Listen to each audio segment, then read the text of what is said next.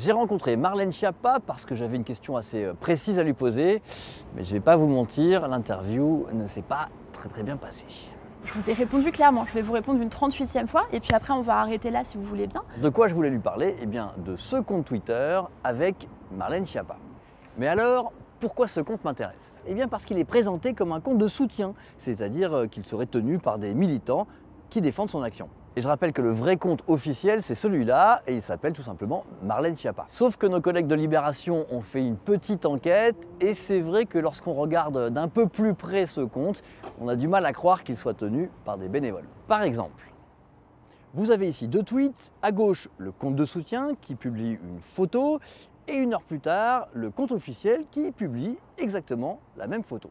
Et puis ce compte de soutien publie aussi des photos qui ressemblent à ça. Là, on voit clairement que la personne qui prend la photo est au premier rang.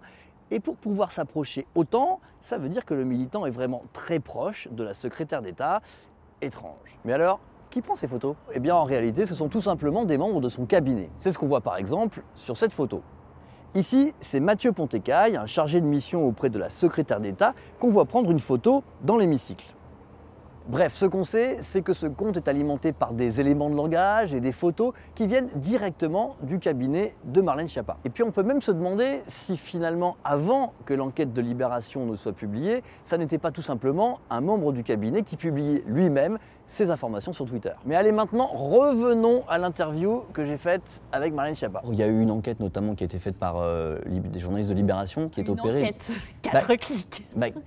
Une enquête. Alors quels sont les éléments de cette enquête? Les photos sont très souvent les mêmes entre le compte officiel et ce compte-là. Je suis un petit peu occupée, j'ai un peu autre chose à faire que savoir qui a exactement derrière chaque compte qui poste quoi. Ça peut être un de vos proches qui administre directement ce compte. Bien sûr, mais alors il y a aussi des gens de mon cabinet, mais c'est illégal. Enfin, quel est le problème? Je suis très claire dans ma réponse. Vous voyez pas le problème avec utiliser un compte qui se présente comme un compte de soutien alors qu'en fait c'est un compte qui est administré par des gens dans votre cabinet, donc un compte officiel. Je viens de vous dire qu'il n'est pas administré par les gens de mon cabinet. Donc ça, vous me l'affirmez.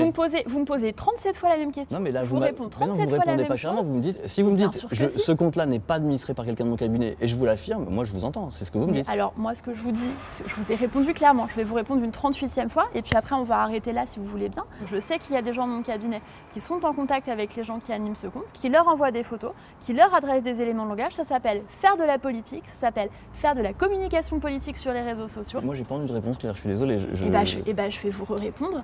Je ne sais pas précisément qui sont les noms des personnes qui sont derrière. Ce que je sais, c'est qu'il y a effectivement des gens de mon cabinet qui peuvent adresser des photos, qui peuvent adresser des éléments de langage à ce compte de soutien. Que ce soit des soutiens qui utilisent des éléments de langage de quelqu'un d'un cabinet, ça me semble tout à fait normal. Par contre, il y a une forme de mensonge si on le fait soi-même. Mais vous me dites que c'est pas le cas. Un de mes conseillers qui était déjà engagé dans la campagne et déjà engagé avec moi avait créé ce compte avant d'en passer le relais à des militants. C'est normal de défendre son bilan, mais en tout cas... On avait dit un quart d'heure, ça fait 25 problème, minutes, fini. On a épuisé notre temps. C'est fini, il n'y a aucun problème, je vous remercie.